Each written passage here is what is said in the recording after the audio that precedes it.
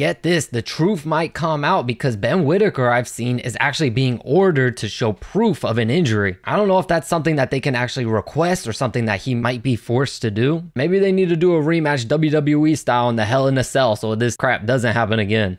So we finally got the fight we've been looking for. Arbiter defeats Dmitry Bivol for the undisputed light heavyweight championship of the world. And even though I thought Dmitry Bivol won, I thought he won 7 rounds to 5. However, still a close fight. Maybe not the most entertaining fight of the year, but definitely worth a rematch since the fight was super close. But that is not the main topic we're going to be talking about in this video. In this video, we're going to be talking about some controversy that happened on that undercard. And of course, it's going to be the freaking WWE clothesline over the top rope that happened in the Ben Whittaker fight. If I never watched boxing before and you showed me this clip and said this was in the Royal Rumble, I would definitely believe you. But now that I think about it, why are those ropes so damn loose to begin with? I've never seen ropes flail down that easily. But after this whole thing takes place, Ben Whittaker ultimately gets hurt due to it being called an unintentional foul. They go to the judges' scorecards, and after 5 rounds, they name it a draw. Which in my personal opinion, I think Liam Cameron should have took the win here. I had him clearly up 3 rounds to 2. If you make this fight a no contest, then fine. I'm perfectly okay with it being a no contest. But they decided to go to the judges' scorecard, so in my opinion, I think Cameron rightfully should have won. But here's where the controversy sets in, because Ben Whittaker leading up to that point was starting to fade big time. He was starting to gas out, starting to get tired. He wasn't looking like himself at all. He was just standing right in front of this guy for way too much, and he was getting hit with big shot after big shot. And you can clearly tell that he was getting heavily affected by these punches. Then the whole Greco-Roman suplex over the top rope happens. Whittaker is down for a little while, visibly in pain. When they finally get him back to the corner, you can clearly see that he's complaining about an ankle injury.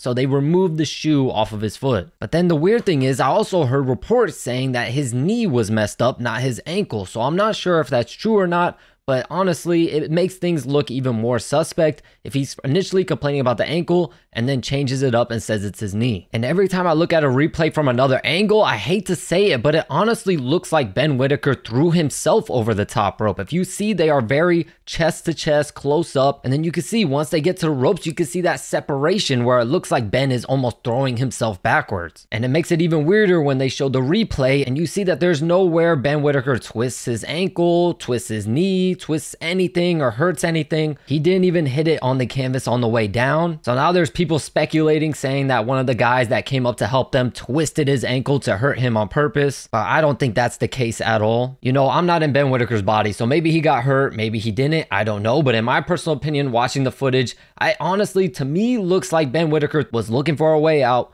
threw himself over the top rope, and then faked an injury, looking to get a DQ win. This fight was not going his way at all. It just wasn't his night that night. I get it. People who really don't play sports or anything like that, they want you to go out there every fight and look at your best. But sometimes that's just not the case. I'll use basketball, for example. Anyone who's played any sport really can attest to this. There's just some days you wake up and you get every shot in. You can make every shot. You can't miss a shot. You're just on that day. And then you wake up the next day and you can't make a shot to save your life. And it doesn't just happen to average people or people who are decently good. It happens to the best in the world. If you watch the Michael Jordan documentary, there's days where his teammates needed to step up because he just was having an off day. So I'm sorry, but not every time these guys step in the ring, they're going to look at their best. There's going to be some days where they have a little off day, and that's where I think it was for Ben Whittaker. The fight just wasn't going his way. He wasn't fighting his fight at all. He was standing right in front of this freaking guy instead of sticking and moving, dancing around, having fun in there like he normally does. And he started getting touched up big time, and you could see the damage. He was starting to wear a good amount of damage also. And then the fatigue started setting in. He started to get tired, and Liam Cameron was starting to pick it up on him. So in my personal opinion, I think all fingers point towards Ben Whittaker was just looking for a way out. But get this, the truth might come out because Ben Whittaker, I've seen, is actually being ordered to show proof of an injury. I don't know if that's something that they can actually request or something that he might be forced to do. But to be honest, with the controversy behind this, if he doesn't come out with like photo evidence or some form of evidence of an injury,